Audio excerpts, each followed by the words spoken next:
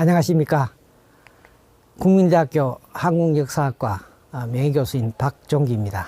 오늘은 이성유의 저항운기와 다원주의 역사학에 대해서 말씀드리겠습니다. 제가 이 강의 첫 시간에 왜 고려왕조인가에서 고려왕조는 다원사회다, 다양한 사상과 이념이 공존하는 그런 다원주의라는 말씀을 드린 적이 있습니다만, 오늘 제가 말씀드리고 하는 것은 바로 고려 역사학에서 바로 이러한 어떤 경향이 나타나는 것을 여러분들에게 설명합니다. 우리가 공식적으로 역사 편찬은 크게 국가가 편찬하는 관찬과 개인이 편찬하는 사찬이 있습니다. 대체로 이제 관찬이라고 하는 것은 해당 왕조의 실록, 그리고 또 국가가 필요로 하는 여러 가지 어떤 전쟁, 의례, 그리고 외교에 관한 자료를 수집해서 편찬하는 그것이 관찬사서라고 얘기합니다. 이거는 뭐 고려나 조선시대나 마찬가지입니다.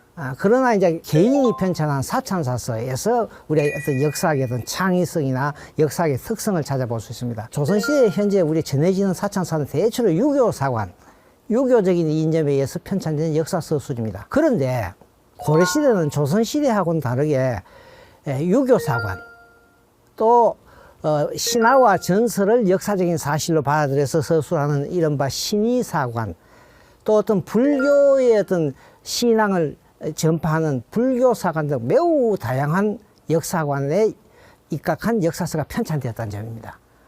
이거는 조선시대하고는 상당히 다르다. 그리고 이러한 역사책들이 서로 충돌하지 않고 같이 공존하고 있다는 것이 고려 역사학의 특징입니다. 오늘 말씀드리는 고려 역사학은 한마디로 다원주의 역사인식에 기초했던 다원주의 역사학이라는 것을 하나 특징으로 내세우고 오늘 얘기를 말씀드리려고 합니다. 먼저 유교사관.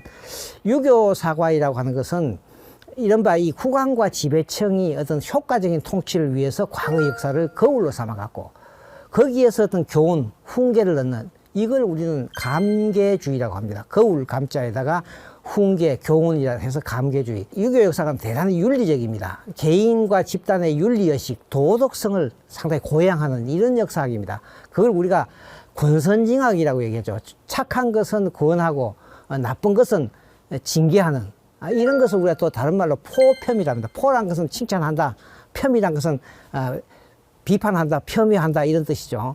그 다음에 이 유교사관은 절대 신화나 전설 이런 것을 배제하고 구체적인 사실이 대단히 중요하다고 생각합니다. 그걸 우리는 합리주의라고 얘기합니다. 이러한 유교사관에 입각한 역사책은 가장 대표적인 것이 잘 아는 김부시가 편찬한 삼국사기입니다. 김부시가 쓴 그래서 이 유교사관의 내용, 삼국사기의 내용 방향이 분명합니다. 우리나라 옛기록은 문장이 대단히 졸렬하고 내용이 소략하다.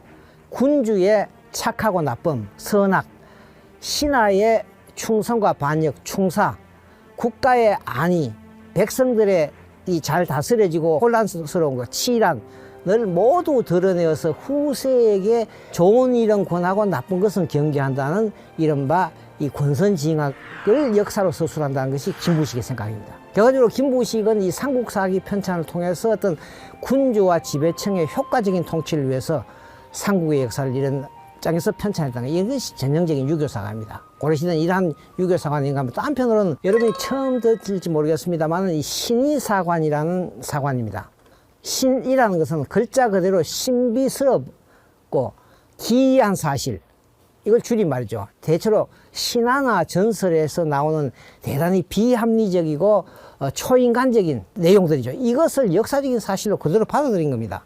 가장 대표적인 것이 우리가 일연의 삼국유사에 나온 당군신화. 그래서 보면 일연은 삼국유사 첫 부분에 뭔 얘기를 하냐면, 이 옛날에 성인이 공자를 얘기합니다. 공자는 이 논어에서 사실은 괴력 난신, 아주 괴상한 힘, 난잡한 기신, 이런 데 대해서는 말하지 해서는 안 된다고 얘기합니다. 유교에서는. 그러나 일연은 뭐냐 하면, 제왕이 장차 나라를 일으킬 때는 하늘로부터 어떤 명령을 받는다.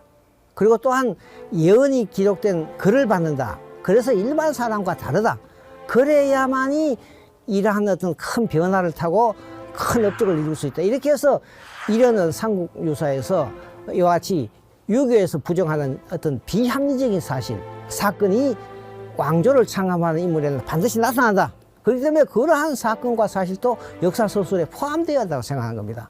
바로 이런 것이 신의사관이라고 말씀드릴 수 있습니다. 이 편년통록 역시 태조 왕건의 6대조에서부터 태조 왕건의 탄생까지 거기에는 그야말로 신화와 전설 같은 얘기뿐만 아니라 심지어는 풍수지리, 도참사상까지도 포함되어 있는, 도교사상까지 포함되어 있는 이런 점이죠. 그러니까 이런 책이 편년통록이 편찬되고 개인이 편찬했지만은 이것이 의종에게 바쳐졌다.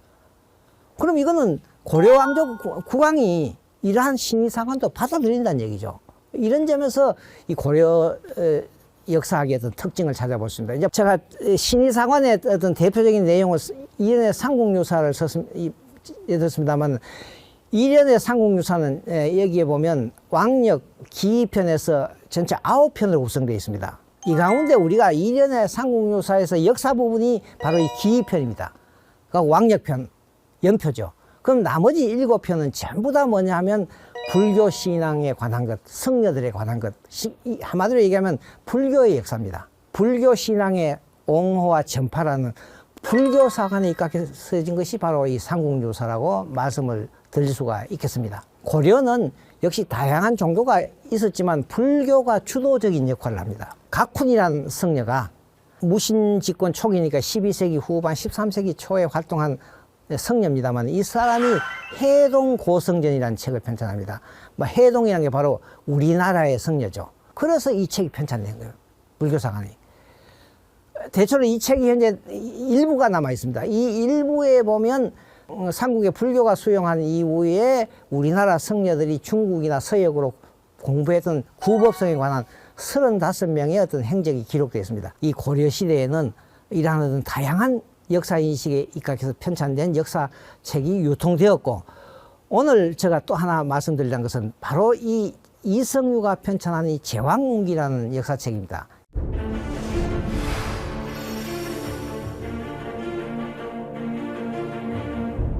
이 제왕운기라는 것은 글자 그대로 제왕들에 관한, 운기라고 하는 것은 운은 시죠. 시로서 기록한 거예요. 운기. 예. 그러니까 이 책은 제목 그대로 중국과 우리나라 역대 제왕들의 적의와 개성, 흥망의 자취를 시로서, 시어가 전부 다 2370자입니다. 운문으로 기록한 역사책이다는 특이한 책입니다. 그런 형편에서는 이 책을 흔히 영사시, 시로서 읊은 역사다. 제왕운기는 그동안에 유행했던 이 불교사관, 유교사관, 신의사관이 함께 집약되어서 편찬되었다는 점에서 이건 대단히 특이한 성이고, 어찌 보면 저는 이것이 고려 왕조의 어떤 다원주의 역사학이 집약된 책이다. 이 유교사관이 반영되었다는 예는 보면 세상을 다스리는 군자, 이 제왕이죠. 군자는 제왕의 개성과 흥망을 밝혀야 한다. 여기서 좋은 일은 권면하고 나쁜 것은 경계한다. 소위 그 포평주의죠. 권선징악을 포평하는 것.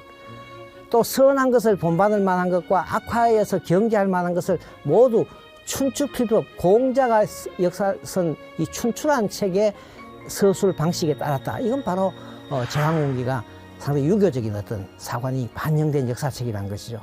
이 신의사관이 반영됐다는 것은 이성유는 이 고려 태조 왕건의 역사를 쓰면서 이런 얘기를 합니다. 옛날부터 천명을 받은 군주도 누구든 그 자질이 비상했다.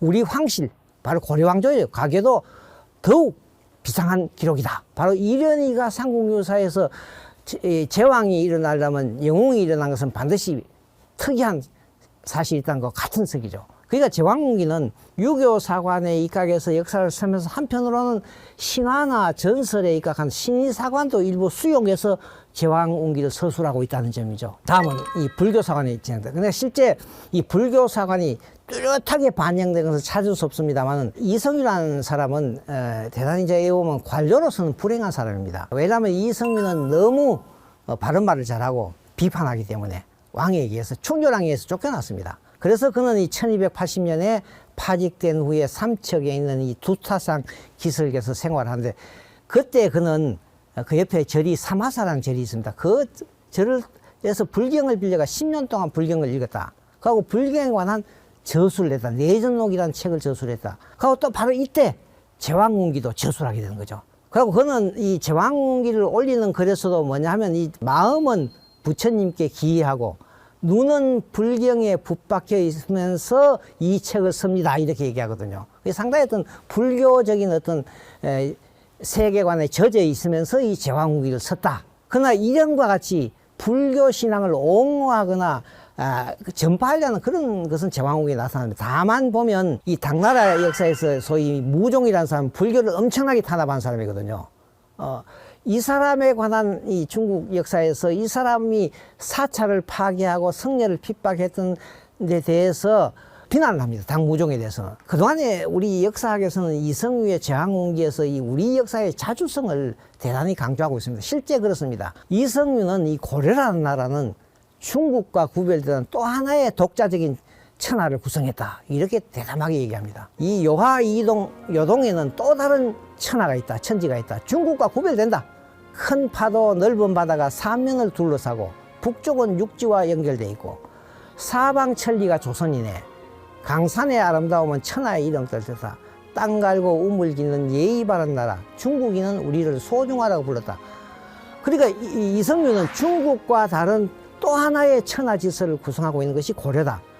이런 데서는 우리 역사의 독자성을 상당히 강조합니다. 이성유는 중국에도 천자가 있지만 요동지방에도 천자가 있다는 다원적인 천하감을 갖고 있다. 삼국유사에 처음으로 당군을 우리 역사의 출발로 봤지만 바로 이 이성유도 제왕문기에서 당군조선을 우리 역사의 출발점으로 보고 있다. 누가 처음 우리나라를 열었나? 석제의 손자 당군이다. 중국의 연인과 같은 해에 건국했다. 그래서 1028년간 나라를 다스렸다. 물론 이건 이제 요새 학자들이 다르게 해석합니다만 고조선이 계속 이어간 기간이 1028년에 이렇게 해석을 합니다만 그리고 그 다음에 또 어떻게 하냐면 각자 나라를 세워서 70여 개의 나라가 있다. 뭐 예를 들면 부여와 비류국, 신라와 고구려, 남북 옥조 예맥이다. 근데 이들 70개의 군장은 누구의 후손인가? 당군의 후손이라는 거죠. 이게 바로 우리 역사를 당군조선을 중심으로 해서 그 밑에 삼한 삼국을 체계화시키는 점. 이런 점에서는 우리 역사의 독자성을 밝히는 이런 점에서는 삼국유사하고 다르지 않습니다. 이 제왕군기가 편찬된 1287년은 이미 원나라의 지배를 받은 시기입니다. 이성유는 사실은 두 번 관료 생활 중에 두 번 1273년에 원나라 황후와 황태자 책봉식 때 갔다 왔고 그 다음 두 번째는 원종이 죽자 그것을 원나라에 알리기 위해서 두 번 원나라를 방문했습니다. 비낭록을 보면 이성유가 우리의 역사의 독자성을 주장하지만 그가 원나라 이 수도 지금의 북경 지역을 방문하면서도 거의 어떤 문명 책임이 상당히 이 책에 많이 반영되어 있다. 원나라의 고려 지배로 고려가 원나라의 제후국이 됐다. 원의 고려 지배를 상당히 긍정적으로 보고 있습니다. 우리의 상국 대원이라고 합니다. 고려의 상국이라고 얘기하는 거예요. 이 대원이 건설됨으로써 천하의 모든 천하가 그의 신하가 되었고 모든 중화산천의 예물을 가지고 신하의 예를 취했다. 토지는 넓고 인민은 많아서 세상이 생긴 처음이래. 이렇게 비할 정도 없이 원나라는 아주 큰 나라다. 그리고 이성유는 바로 이 원나라를 천하의 어떤 중심국가로 봐버린 거죠. 고려를 제국으로 봐버린 겁니다. 한마디로 해서 원나라를 중국의 정통왕조로 본 이런 서술은 우리 역사의 독자성을 강조하던 것하고는 상당히 좀 차이가 있는 거죠. 그죠? 그런데 그동안에 현대 역사가들은 이러한 이 다원주의적인 역사인식을 인식하지 못했기 때문에 어느 한쪽의 측면만을 강조해서 이 제왕군기에 대해서는 극단적인 평가가 나옵니다. 쉽게 하면 제왕군기에서 당군조선을 강조한 것을 갖고 우리 역사의 어떤 독자성을 강조한 역사책으로 긍정적으로 평가하는 겁니다. 그러나 또 한편으로는 이 원나라를 천자국으로 고려를 제국으로 서술한 이런 데 주목한 연구는 그동안에 이 사실은 그렇게 알려져 있지 않습니다만 상당한 학자들은 이성유는 이건 유교 사과인데 대단히 사대적인 사과이다. 비자주적인 사과이다. 대단히 의타적 이렇게 부정적으로 평가한 역사학도 있는 거죠. 이거는 제가 이성유와 제왕기를 보는 시각 그리고 연구의 딜레마라고 볼 수 있는 거죠. 왜 그러냐? 그거는 항상 우리 역사를 자주와 사대라는 두 가지 관점에서 어느 하나를 선택하는 것 때문에 이 제왕군기가 이렇게 긍정과 부정으로 나타났다는 얘기입니다. 저는 바로 이성유를 다원주의 역사인식의 소유자로 봐버린다는 얘기죠. 그러면 이성유는 현실적으로는 원의 고려 지배를 수용하면서 그 속에서 고려의 어떤 정체성의 위기를 해소하기 위해서 당군조선을 처음으로 강조했던 우리 역사의 출발점을 봤다. 그 외에도 유교사관, 불교사관, 신의사관 등 다양한 역사인식으로 우리 역사를 서술했다. 바로 이러한 것이 이 제왕궁기의 특징이자 고려 시대의 역사학의 중요한 다원주의 역사학이라는 중요한 특성이 이 제왕궁기에 포함되어 있다. 이렇게 볼 수 있습니다. 그러나 이 14세기 이후에 성리학이 고려에 수용되기 시작하면서부터 성리학이라고 하는 것은 불교와 도교를 아주 공허한 사상으로 비판해버립니다. 이 성리학 중심의 역사학이라는 것은 불교사관, 신의사관을 허용하지 않습니다. 역사서술에서 이른바 이 정통론과 명분론에 입각해서 역사서술을 강조하게 되는 것이죠. 그래서 바로 이성유의 제왕궁기를 마지막으로 해서 고려 역사학의 특징인 다원주의 역사인식은 이제는 성리학 중심의 이론주의 역사인식으로 바뀌면서부터 조선왕조 역사학으로 나가게 됩니다. 이상으로 오늘 제 강의를 마치겠습니다. 감사합니다.